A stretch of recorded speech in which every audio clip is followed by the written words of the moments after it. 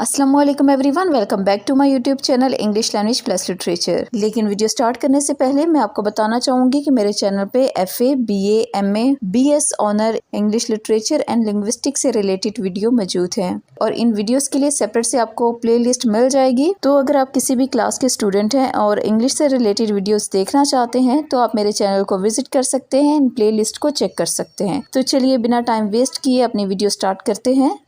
आज की वीडियो के अंदर हम फर्स्ट ईयर की शॉर्ट स्टोरी का प्ले नंबर 3 डिस्कस करने जा रहे हैं, जो कि है the oyster and the pearl, जिसको लिखा है विलियम सेरियन ने। तो इस प्ले के अंदर दरअसल ह्यूमन नेचर के बारे में बताया गया है कि ह्यूमन नेचर हमदर्दी, इंसानियत, इखलाक का, भाईचारे का मजमुआ होती है। समटाइम इंसानी फितरत के अंदर लड़ाई झगड़ा, गुस्सा, नफरत के जज्बात भी होते हैं, लेकिन बेसिकली हमें इस लेसन के अंदर अच्छाई की और उम्मीद का दर्स दिया गया है और बताया गया है कि इंसान की असल खुशी और असल कामयाबी यही होती है कि वो दूसरों के साथ अपना दर्द बांटे और दूसरों के लिए ज़िंदगी गुजारे, उनके लिए कुछ ऐसा काम करे जिससे उनकी ज़िंदगी में आसानी पैदा हो। तो सबक के अंदर हम सबसे पहले हैरी नाम के कैरेक्टर को देखते हैं, जिसकी ओके बाय द सी एक शहर है और इस शहर के अंदर इसकी एक छोटी सी दुकान है जो कि उसने तकरीबन 24 साल पहले $75 में खरीदी है और वो इसी शहर में यानी ओके बाय द सी शहर में ही रहता है। ओके बाय द सी समंदर के किनारे एक छोटा सा कस्बा है और इस कस्बे में तकरीबन हजारों की तादाद में लोग रहते हैं, लेकिन यहाँ पे हैरी के अलावा कोई भी हजाम बनाने वाला नहीं था। यानी सिर्फ हैरी यहाँ पे ऐसा था जो कि एक बार्बर का काम करता था, एक नाई का काम करता था और इसके लिए वो बहुत थोड़े पैसे भी चार्ज किया करता था। सम टाइम वो $1 चार्ज करता था, उसमें भी हजामत बना दिया करता था। सम टाइम तो इस तरह से भी होता था कि अगर कोई इससे पैसे ना भी दे तब भी वो मुफ्त में ही उनका काम कर दिया करता था, उनके बालों की कटिंग वगैरह कर दिया करता था। और इसके बाद हम एक और कैरेक्टर को देखते हैं जिसका नाम है मिस मैककची, जो कि एक बहुत ही खूबसूरत लड़की है और इतनी खूबसूरत है कि इसकी कहीं भी शादी हो सकती है, किसी बड़े से शहर में जाके वो आबाद हो सकती है, लेकिन उसके बजाय उसने इसी छोटे से कस्बे में रहना पसंद किया क्योंकि यहाँ पे वो बच्चों को तालीम दिया करती थी, उन्हें तालीम से आरास्ता किया करती थी और इसी में वो बहुत ज़्यादा खुश थी और इस मकसद के लिए वो अक्सर बच्चों को ढूंढा भी करती थी।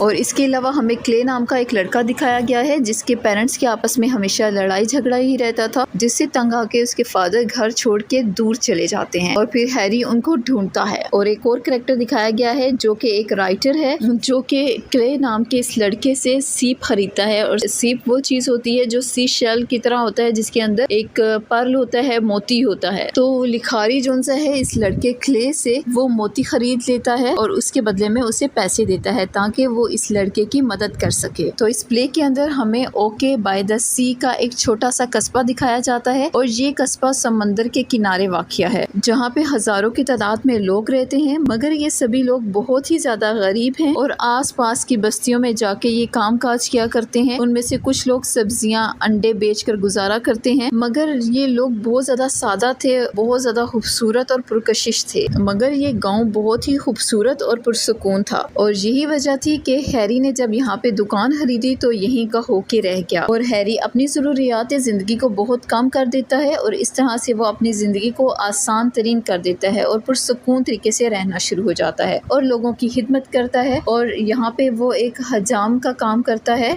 जिसमें वो बहुत थोड़े पैसों में लोगों की हजामत कर दिया करता था और सम टाइम जो गरीब लोग होते थे वो उनके बाल मुफ्त में ही काट दिया करता था।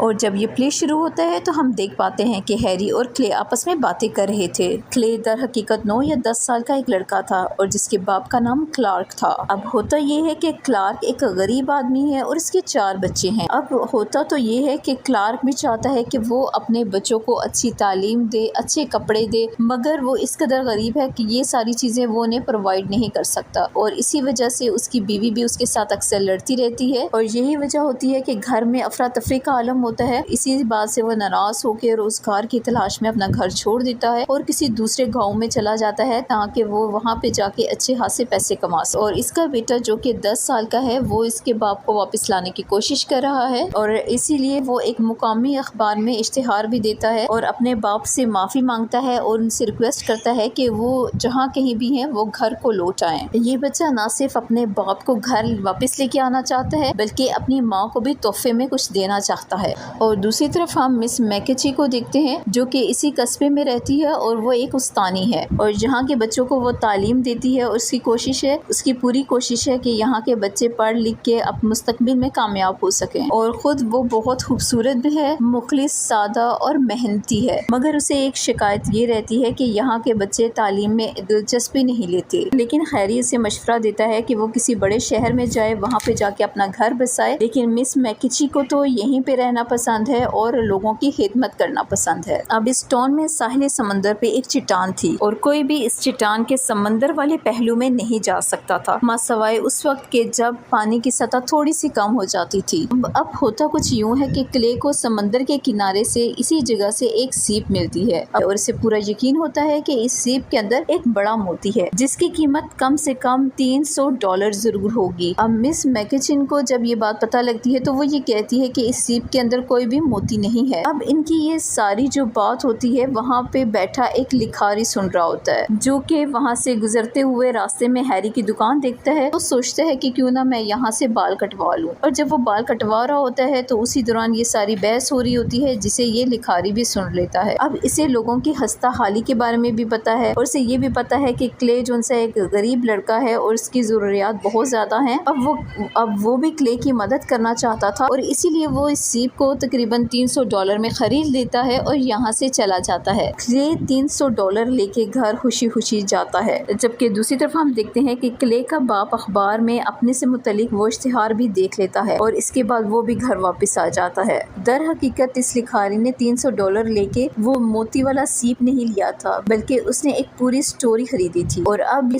ये कहानी वो अपने प्ले के लिए लिखेगा। तो ये तो थी इस प्ले की कहानी। मुझे तो कहानी इतनी ज़्यादा पसंद नहीं आई लेकिन फिर भी एग्जाम्स पॉइंट ऑफ व्यू से ये इम्पोर्टेंट है। 3 प्ले ही हैं और तीनों प्ले में से ऑफ कोर्स एक क्वेश्चन या दो क्वेश्चन तो लाजमी आएंगे। तो अगर आपने इसका ओवरऑल आपको इसकी समरी ज़रूर पता होनी चाहिए कि इसके अंदर है क्या। तो मुझे दीजिए इजाज़त, मिलते हैं नेक्स्ट वीडियो में। तब तक अपना बहुत सा ख्याल रखिएगा और अगर आप चैनल पे फर्स्ट टाइम आए हैं तो चैनल को ज़रूर सब्सक्राइब कीजिएगा। अल्लाह हाफिज़।